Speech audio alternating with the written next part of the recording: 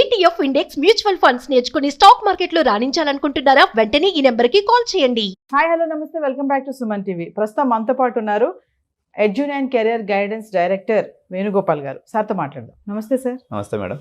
Sir, మరి Donald Trump win అయ్యారు. మరి ఇక్కడి నుంచి మన ఇండియన్ స్టూడెంట్స్ అక్కడికి వెళ్ళిన వాళ్ళు, డిగ్రీ బీటెక్ చేసిన వాళ్ళందరికీ కూడా గ్రీన్ కార్డ్ ఇచ్చేస్తానని చెప్పి అనౌన్స్ అయితే చేశారు కదా, అది కరెక్టే? సాధ్యం అవుతుంది అంటారు అసలు గ్రీన్ కార్డ్ ఇవ్వడం అనేది? అయితే మేడం, యాక్చువల్గా ట్రంప్ తన యొక్క క్యాంపెయిన్ చేసేటప్పుడు ఇదైతే ఒక బిగ్ బూస్టింగ్ అనౌన్స్మెంట్ లాగా ఈ మాట అయితే చెప్పాడు. ఏమని చెప్పారంటే, ఎవరైతే ప్రపంచ దేశాల నుంచి విద్యను అభ్యసించడం కోసం అమెరికాకు వచ్చి అక్కడ గ్రాడ్యుయేషన్ లేకపోతే పీజీ ఎంఎస్ చదవడానికి ఎవరైతే వచ్చి అక్కడ చదువుకుంటారో వాళ్ళకి చదువు అయిపోయిన వెంటనే నేను గ్రీన్ కార్డు ఇస్తాను.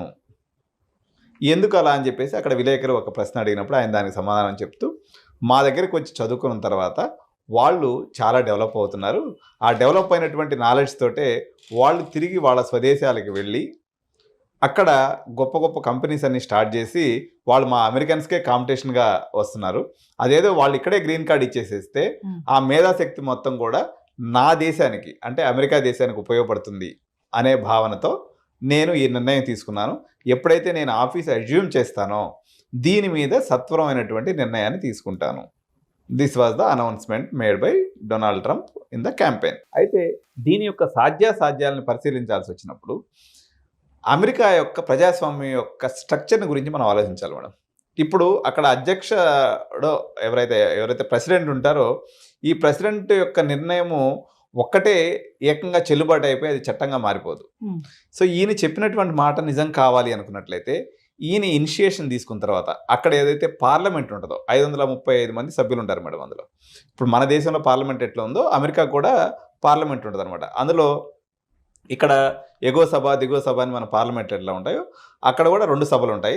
ఆ 2 సభలకు సంబంధించినటువంటి సభ్యులు 535 మంది ఉంటారు. అందులో డెమోక్రాట్స్ రిపబ్లికన్స్ అందరూ కలిసి ఉంటారు అనమాట. వీళ్ళు మంచి మెజారిటీతో ఆ చట్టాన్ని ఆమోదించినప్పుడు అది చట్టరూపం పొందాల్సి అది జరుగుతుందన్నమాట.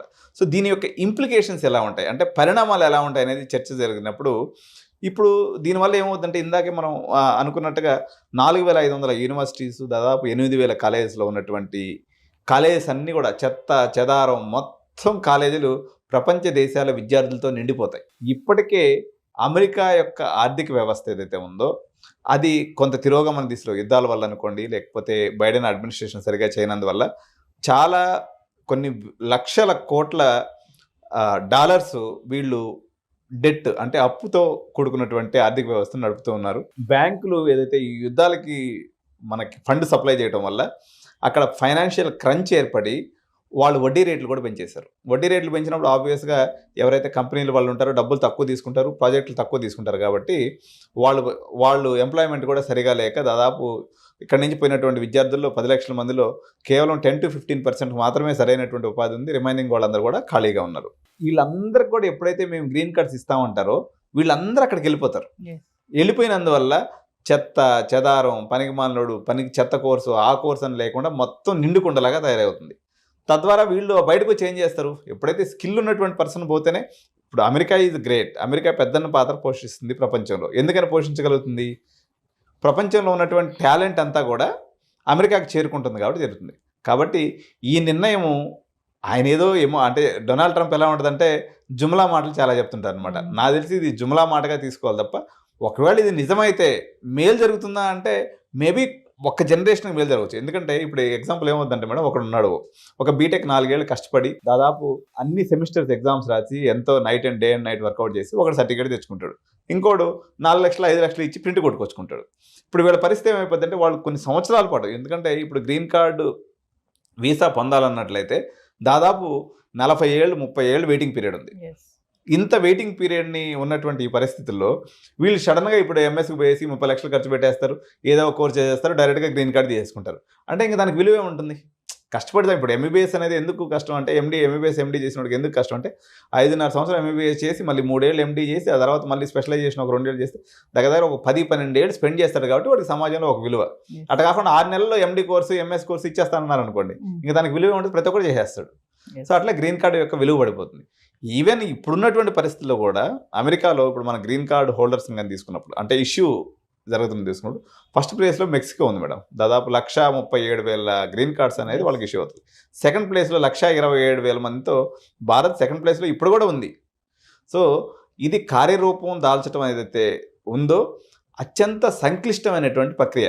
అమెరికాలో ఉన్నటువంటి ఈవెన్ భారతీయులు, అక్కడ ఉన్నటువంటి green card holders, senate members, లేకపోతే కాంగ్రెస్ మెంబర్స్ ఎవరైతే ఉన్నారో వీళ్ళందరూ కూడా వ్యతిరేకించేటువంటి అవకాశం ఉంది.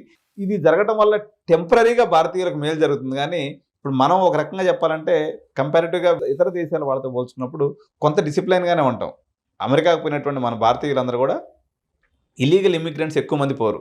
కానీ ఈ షార్ట్ కట్ మెథడ్స్ ఉపయోగించి అడ్డదారుల్లో వచ్చి అమెరికాకు వచ్చి సెటిల్ అయ్యి గ్రీన్ కార్డుల కోసం ప్రయత్నించేవాళ్ళు చాలామంది తయారవుతారు అనమాట. అడ్డదారుల్లో పోయేవాడు వాళ్ళతో మన కాంపిటీషన్ తట్టుకోలేక ఇక్కడ ఆల్రెడీ నిరుద్యోగం ఉందని అడిగిపోతే అక్కడ పరిస్థితి కూడా అట్టే తయారయ్యేటువంటి అవకాశం ఉంటుంది తప్ప ఇదైతే అంటే ఆయన ఏదో ఒక కండిషన్స్ పెడతాడు. నాకు తెలిసి నేనేమనుకుంటున్నానంటే ఐవీ లీగ్ కాలేజెస్ అని ఉంటాయి మేడం. ఐవీ లీగ్ అంటారు అనమాట. ఐవీ లీగ్ కాలేజెస్ అంటే ఇప్పుడు హార్వర్డ్ ఇట్లా ఏదైతే మన పెద్ద పెద్ద టాప్ అంటే క్యూఎస్ ర్యాంకింగ్ అని ఒకటి ఉంటుంది అనమాట.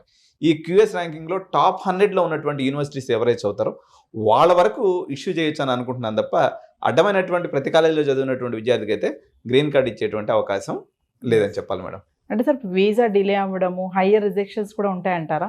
వీసా డిలే అవటము, హైయర్ రిజెక్షన్స్ అనేవి ఎట్లా అంటే మేడం, ఇప్పుడు ఒకటి ఏంటంటే ఈ గ్రీన్ కార్డ్ విషయంలో పాలసీ ఏదైనా కానీ తీసుకున్నప్పుడు మాత్రం లక్షలాది మంది అప్లై చేసుకుంటారు కాబట్టి ఆబ్వియస్గా ఇప్పటి వరకు మనం చూసినటువంటి దాంతో వీసా రిజెక్షన్ రేటు 22%. అంటే 100 మంది అప్లై చేసుకుంటే 22 మంది రిజెక్ట్ చేసినటువంటి పరిస్థితి ఇస్తాం. బట్ జనరల్గా చూసుకున్నప్పుడు మనం ఎవ్రీ 100 మెంబర్స్కి 12 to 13% రిజెక్షన్ రేట్ అనేది ఉంటుంది మేడం, వీసా రిజెక్షన్ అనేది. అంటే ఇప్పుడు మీరు అన్నట్టుగా గ్రీన్ కార్డ్ ఎవరైతే వెళ్ళి అక్కడ చేశారో అది అంత సాధ్యం కాదని అంటారు. జనరల్గా అయితే సాధ్యం కాదు మేడం. ఎందుకంటే ఇప్పుడు అది రాచరికం కాదు. అమెరికాలో పూర్తి స్థాయి ప్రజాస్వామ్యం ఉంటుంది.